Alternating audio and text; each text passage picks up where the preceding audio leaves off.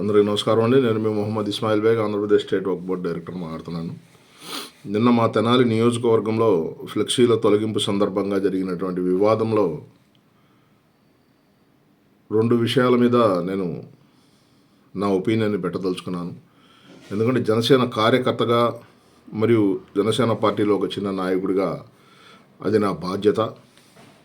నిన్న మాట్లాడిన సందర్భంలో మా మిత్రపక్షమైనటువంటి పార్టీలో నుంచి మాట్లాడిన వ్యక్తుల్లో మా దగ్గర బ్యానర్లు కట్టడానికి లేదా ఫ్లెక్సీలు కట్టడానికి చాలామంది కార్యకర్తలు ఉన్నారని, మీ దగ్గర వారు లేరేమో అనే ఒక వ్యాఖ్యని వాడడం జరిగింది. మా నాయకుడు గౌరవనీయులు శ్రీ నాదెండ్ల మనోహర్ గారు ఈ ఫ్లెక్సీలు కట్టే విషయంలో గెలిచిన మొదటి రోజే మాకు ఆదేశం ఇవ్వడం జరిగింది. మీరు ఏ విధమైనటువంటి ఫ్లెక్సీలను కానీ ప్రజలకు ఇబ్బంది కలిగేటటువంటి ఏ విధమైన పనులు కూడా చేయొద్దు అని. కొంతమంది ఆ ప్రయత్నం చేసినా కూడా ఆయన వెంటనే వాటిని మున్సిపల్ సిబ్బంది ద్వారా తొలగించడం జరిగింది.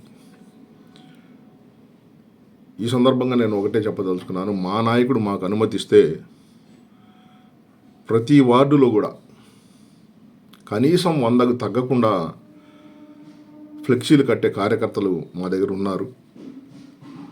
మా నాయకుడు పవన్ కళ్యాణ్ గారి మీద అభిమానంతో కానీ, అలాగే మా నాయకుడు నాదెండ్ల మనోహర్ గారి మీద అభిమానంతో కానీ కట్టేవాళ్ళు. అదేవిధంగా రెండో వాక్యం, మా నాయకుడిని వ్యక్తిగతంగా ఎన్ని మాటలన్నా అది ఆయన సమాధానం ఇచ్చుకుంటారు.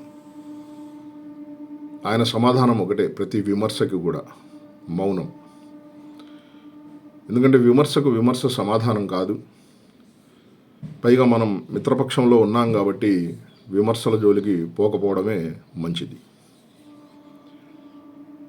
ఒక వాక్యం, మీ తండ్రి గారి వల్లే కాలేదు, మీ వల్ల ఏమవుతుంది అనేది. గౌరవ మాజీ ఉమ్మడి ఆంధ్రప్రదేశ్ రాష్ట్ర ముఖ్యమంత్రి కాబట్టి గౌరవ శ్రీ నాదెండ్ల భాస్కర్రావు గారు, ఆయన్ని ఈ వివాదంలోకి లాగి ఆయన పేరును ఉచ్చరించడం తప్పని సందర్భంగా నేను తెలియజేస్తున్నాను. ఎందుకంటే పార్టీలలో ఉన్న వేరువేరు పార్టీలలో ఉన్న వ్యక్తుల మధ్య సఖ్యత లేకపోయినా లేదా ఒకలంటే ఒకళ్ళకి గిట్టకపోయినా కార్యకర్తల బాధ్యత అధిష్టానం ఏది నిర్ణయిస్తే దాని ప్రకారం అమలు చేయడం. పైన అధిష్టానం 15 సంవత్సరాలు కలిసి వెళ్లాల్సిందే అని చాలా స్పష్టమైన ఆదేశాలు ఇస్తుంది. దాన్ని గౌరవించడం కార్యకర్తలుగా మన బాధ్యతగా తెలియజేస్తూ, ఏదైనా సరే, ఏ వివాదమైనా సరే చర్చల ద్వారానే తీరుతుంది. కానీ మీ దారి మీది, మా దారి మాది అని కూర్చుంటే తెగేదాకా పోతుంది.